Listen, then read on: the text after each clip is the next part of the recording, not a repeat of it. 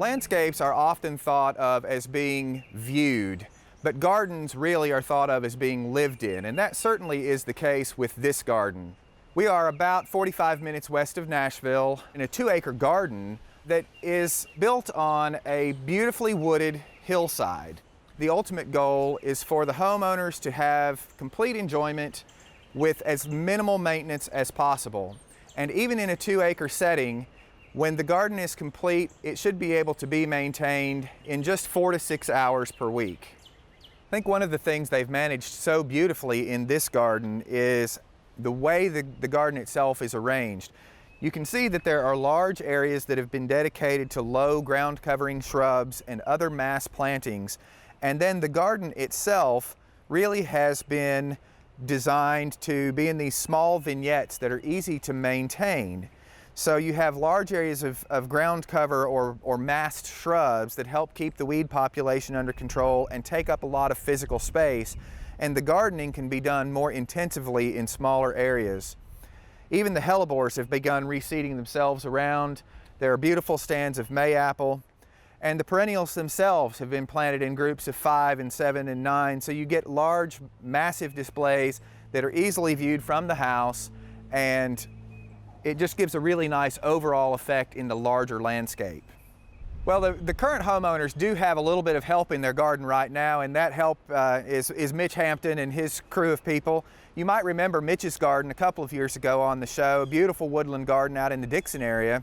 Mitch, thanks for joining us, and tell us just a little bit about how you've sort of reconstructed and helped this garden along a little bit in the last couple of years. Okay, great. Kind of what we're doing, Troy, is this was a real nice formal garden at one time, and it just got a little out of control. Certain plants moved a little faster than what everybody was expected. It really just got out of control. So I stripped it back down to just the shrubbery, and then we've actually collected material off of the site. You know, the stone's not actually off the site, but it's a Tennessee field stone. Right. You know, found a lot of really beautiful art, you know, in the woods.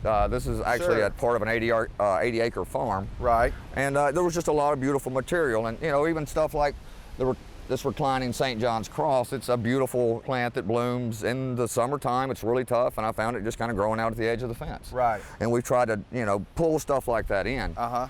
We're trying to get the property to the point to the homeowner can actually take care of it. Right. It took me about a year to go through it and actually get it back to the bare bones again. This will actually be the beginning of the 3rd year. Sure. So did you come in and prune trees? Yeah, actually we did. You know, we raised the canopies. I deadwooded stuff. I've still got stuff left. Right. But I wanted to feature this area because it's kind of the center of the garden. Mm-hmm.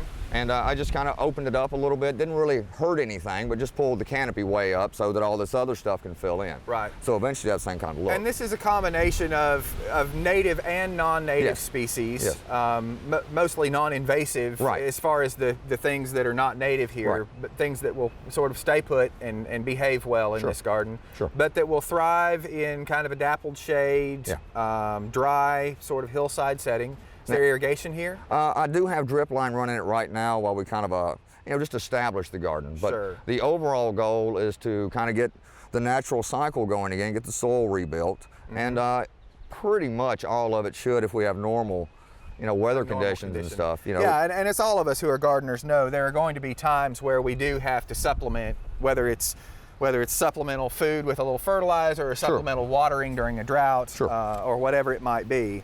But there certainly will always be times when we have to supplement a bit. But more or less your goal here is that the homeowners will be able to maintain this. Yes, sir. On their own. Yeah, and it's about 2 acres, so it's a lot. A sizable garden. Yes, sir.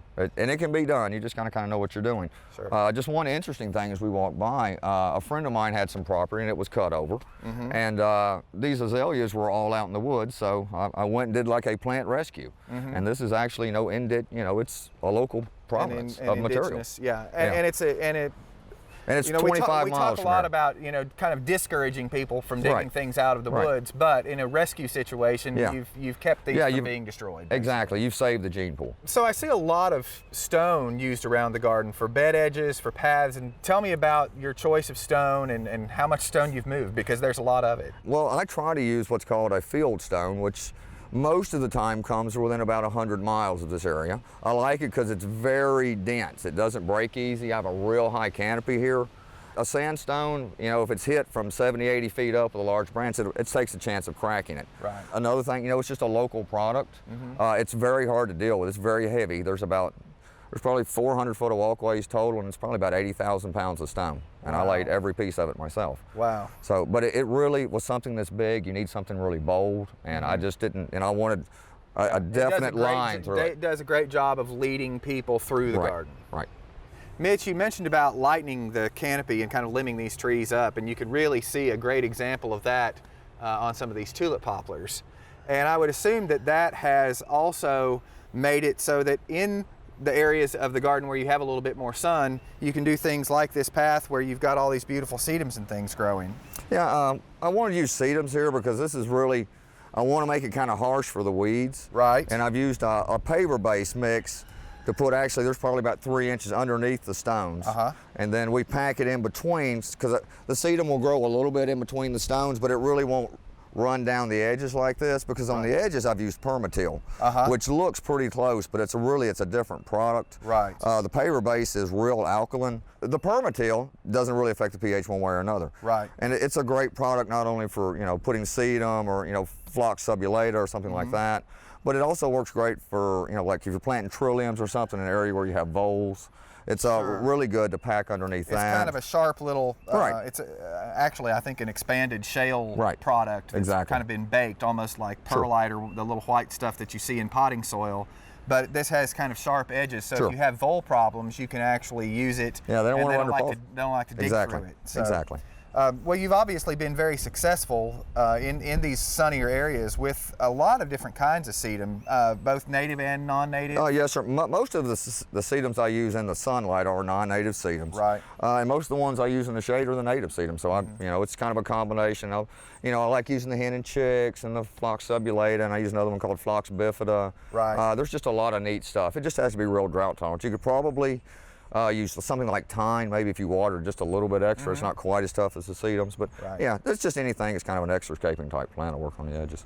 So if the upper part of the garden is the little bit more manicured portion with the, you know, stone paths and sort of directing people where you want them to go, you've got these little vignettes set up that, you know, you sort of reach a destination, then this is maybe the little bit wilder and more native part of the garden down here in the front. Yeah, usually I'm so busy with the top of it anyway, I don't really have time to get down here on it. It's got some weeds and stuff, but you know, this is pretty much what it does. I'm slowly getting all the weeds under control, and eventually I won't have to, you know, really do anything at all. Right. You know, so you've got columbine that Sure. reseeds itself. You've got celandine poppy that, and these plants really are just allowed to do their thing. Travel and do their thing. Yeah, I just, you know, I'm trying to keep the, you know, put a little bit nicer trail thing in.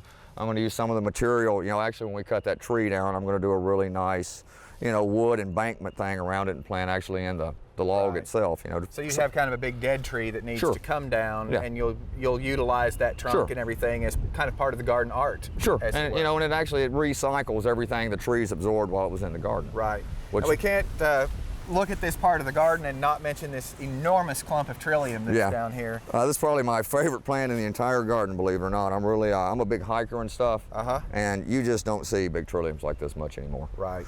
You know, and it's just a special plant. It's probably, you know, that's probably 50 years old, really. Right. It may be a little quicker than that because I know how to grow them. And I mean, you can keep these plants up pretty much like any other perennial, but you know, they cannot ever get dry. Because if they get dry one time, it instantly kicks in a dormant. It's time for me to go dormant. It's summer drought, and it's time for me to go Sure. dormant, which is the way with a lot of spring ephemerals. Sure. And that's the way they're designed. Exactly.